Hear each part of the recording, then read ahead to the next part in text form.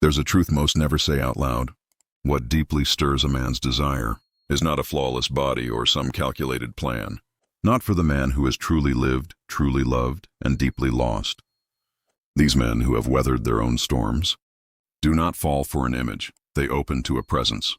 And not just any presence, but one that, without uttering a single word, makes him feel he's standing before a woman who has already chosen herself. This isn't a video about tricks or tactics. There are no games here.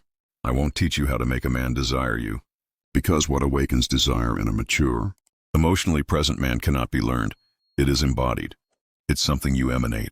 It vibrates from a place deeper than the mind, from the soul. We're talking about men who have outgrown the chase. Men no longer addicted to conquest, but aching for connection. Soul-level, shattering connection. For these men, the body is the threshold, but the magnet. The real gateway is the woman's soul, her depth, her presence, her wholeness. Carl Jung, in his book, Man and His Symbols, said, "The female soul carries within it the image of the man, and the male soul carries the image of the woman." What does this mean? It means true desire is born not from what the other gives us, but from how they reflect the parts of ourselves we are still longing to integrate.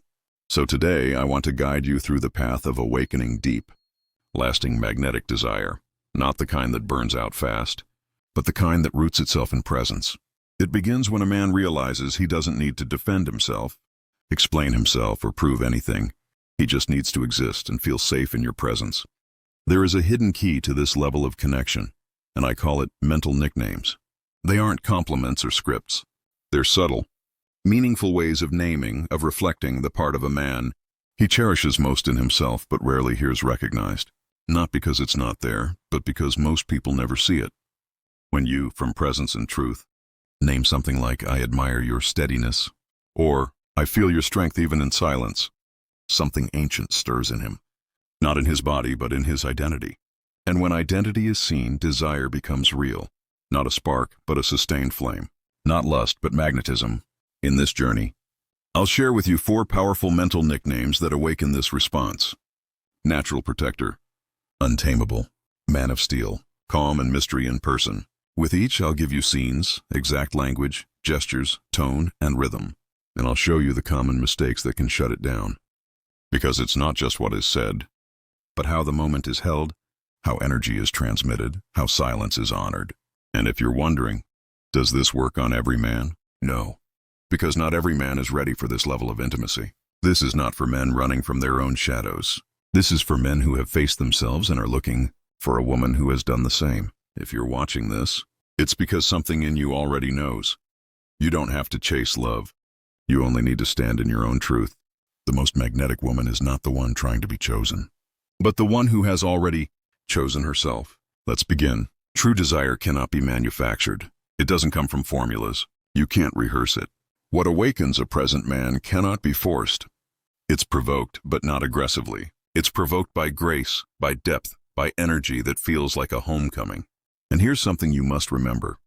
A mature man does not fall for a woman who tries to control or captivate him. He stays with the woman who makes him feel free, but deeply seen. And the more you rest in your own essence, the more you become the space where his soul feels safe to emerge, not his ego, but his essence. In The Archetypes and the Collective Unconscious, Carl Jung wrote, "The shadow is everything a person refuses to acknowledge about themselves." What does this have to do with desire?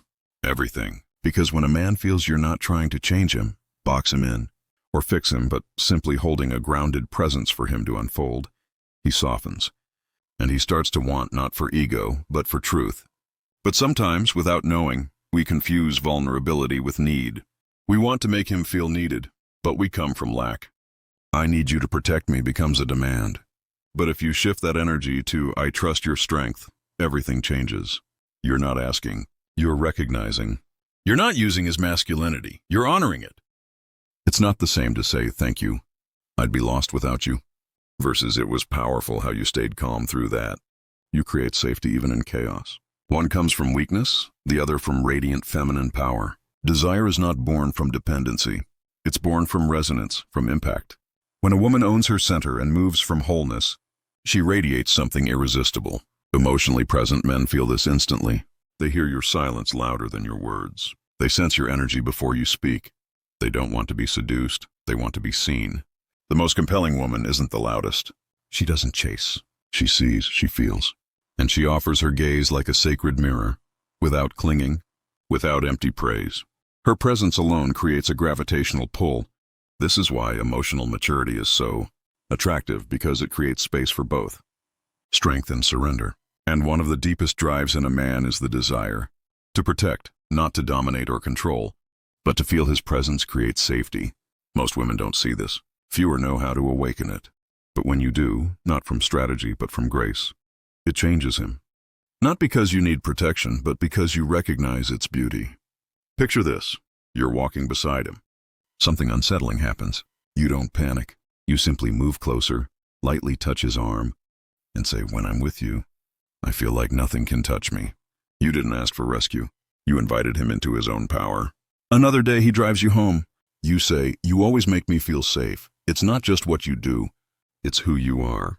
Or after he calmly handles a disagreement, "I admire how you stay grounded even in conflict."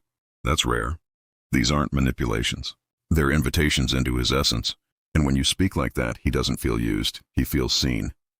You'll notice it in the small shifts. He leans into you more, touches you with intention, becomes more present.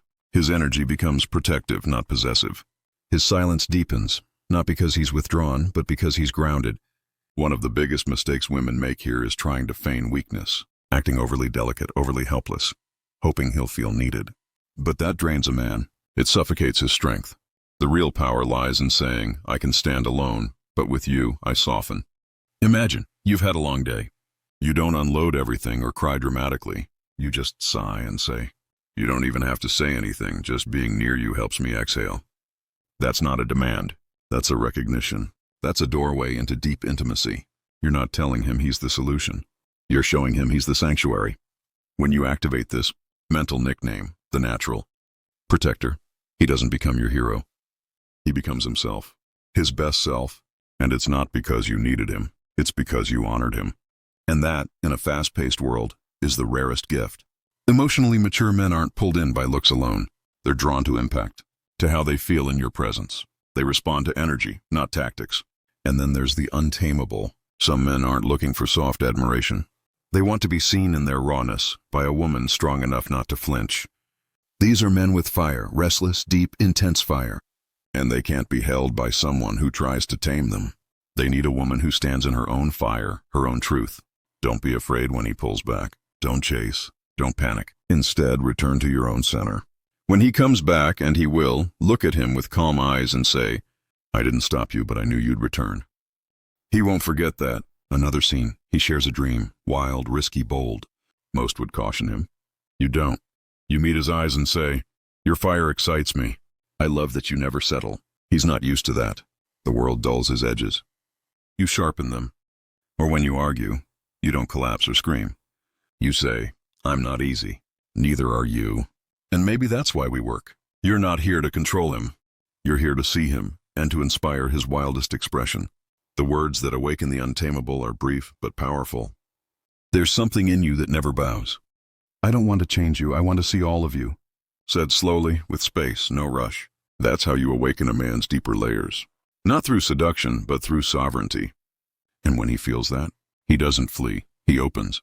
But never try to possess him. Don't try to cage his freedom. He will stay if you remain rooted in your own. Now to the man of steel and calm. He doesn't speak first. He doesn't rush to fix. But his stillness holds everything. These men are grounded. They don't conquer through words. They conquer through presence. And it's seductive not because it's loud, but because it's unwavering. Picture him holding you through a storm. Not saying anything. Just there, solid, present. When it passes, you say, "You didn't say much.